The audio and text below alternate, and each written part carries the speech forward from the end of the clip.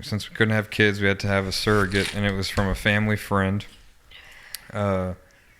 Hayley had nannied for this family, literally their child that was like 2 or 3 weeks old started nannying her. So Hayley grew to love this child as her own. So did I. And so this couple just saw how much we love being like parent figures. And so basically they were heartbroken for us, And so on our wedding night, she came up to Hayley and said, if y'all are ever in a position to have children, I'd like to be your surrogate, which is unbelievable. Wow. And just insane kindness. And so, I never thought we would have kids. I kind of got to that mindset of like, just ain't going to happen. Mm-hmm. And I knew from the day I married Hayley that I was going to be on my own at some point. Like I'd already been told that she had too aggressive type of cancer to just be healed. She was not going to be healed unless the Lord came down and healed her or something. I just wasn't in the cards for her. And so I knew I was going to be on my own. So having kids, I was nervous about, possibly being a single dad, what that would bring for me, and was worried about bringing Weston into this situation.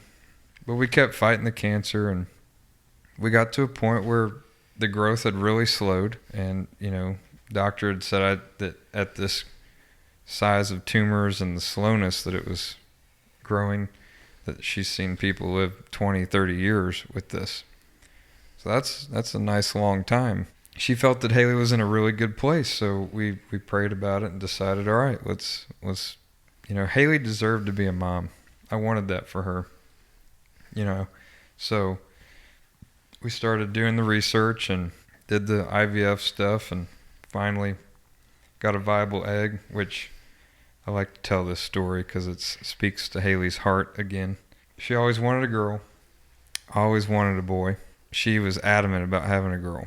And so we got some viable embryos, and we decided that whatever the healthiest embryo was, we were going to transplant that one.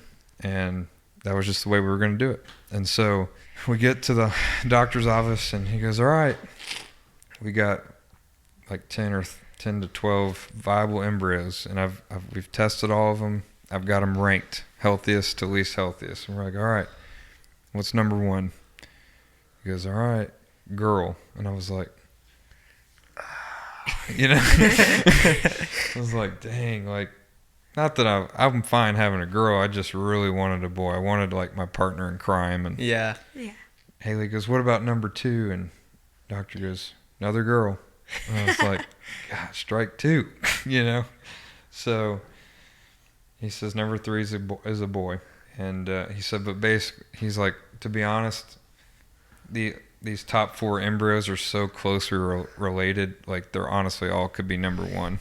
And he goes, all right, so what are we going to transplant into the surrogate? And I'm sitting, like, I'm leaning against the wall, and I'm like this, like, because I know it's going to be a girl, which is fine. And she goes, let's transfer the boy.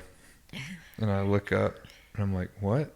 And she looked at me, and she goes, I can't give you children, but I can give you your boy. I can give you your son. And that just, like, broke me, like, that she was willing to do that for me, and knowing she knew that I would be on my own with him one day, and she wanted me to have something I always wanted.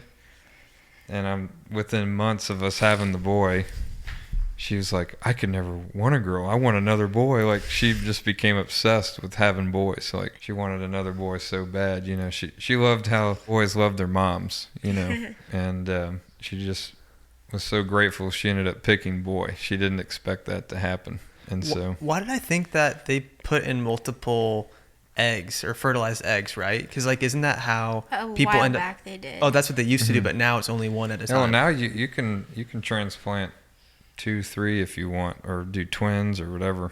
Gotcha. But it's because I thought that's why twins and, even people that have like 8 kids or what, like, that's why, because it was situations that didn't work out. But I guess now it's changed. So you literally just got to select the gender of your baby, which is kind of Yeah, and crazy. they're genetically tested. So when I tell you, I call him my first round draft pick. Oh my god! Because he is a prime specimen. Like, I'm telling you, it looks like he's already been going to the gym. Like, the kid's legs is ridiculous. He looks like he can squat like 150 pounds already. I've seen some of your videos, and your son's adorable. He's a cute kid. Thank you. Going to kindergarten. Yep. I mean, that must be really fun to get to watch him grow up. Oh, Your first round draft pick. He's just such a awesome kid, and he's so compassionate. Like, it's unbelievable. He just has such a big heart for the people he loves and the people around him, and he's always comforting me. You know, like, if he can always tell when I'm struggling, and he'll come put his arm around me and just like pat me. You know, it's just, he's a unique kid. I'm blessed to have him, and Hayley knew I needed him. So sweet. What was it like having a surrogate, like, throughout that process? It was good. I mean, I think it's different for men when you're having a kid, because I think, one, we're always scared. Yeah. And two, it was different for me because my situation was different. Like, I was scared because I was like, I'm going to be raising him on my own one day. So I was really scared about what might happen. And so I couldn't really let myself soak in the happiness, you know, and really take it in, because I think my mind was so worried about what might happen. And I also have had, at this point, so many bad things that happened to me that I had this defense mechanism where I don't let things in until literally they happen. Does that kind of make sense? Like, you know, like if you're excited to go on a trip 2 months from now, you think about it every day. I don't even think about it till I'm on the plane. You know, like, oh, we're going on the trip. Because I just can't let things in, and because I feel like they're going to get taken away from me if I do. And there's other previous stuff when I was younger that I've experienced that make me feel that way, but having a surrogate was cool. It was great because we were able to have children, but it takes away that ability for you to share with your wife, like having a child together. Mm-hmm. So, you know, we didn't get to do the gender reveal. You know, I didn't get to go over to my parents and have them open a gift that say, you're going to be grandpa and grandma.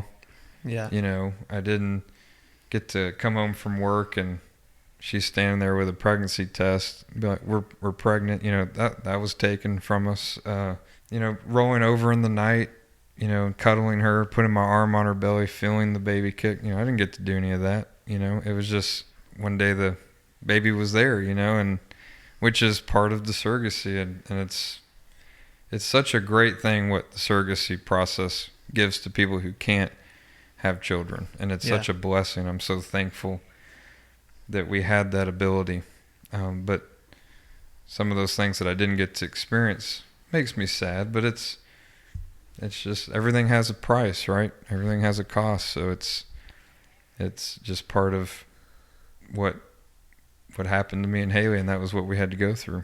But it was worth it because we still got to have Weston.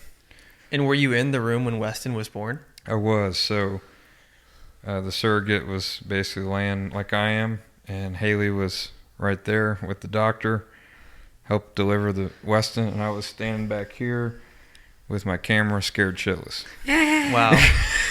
Were you one of those dads that's like shaking in your... Yeah, have you seen those home videos where like the dad passes out in the delivery room? I wasn't going to pass out, but the surrogate, she didn't take any pain medicine, and she was just like... No.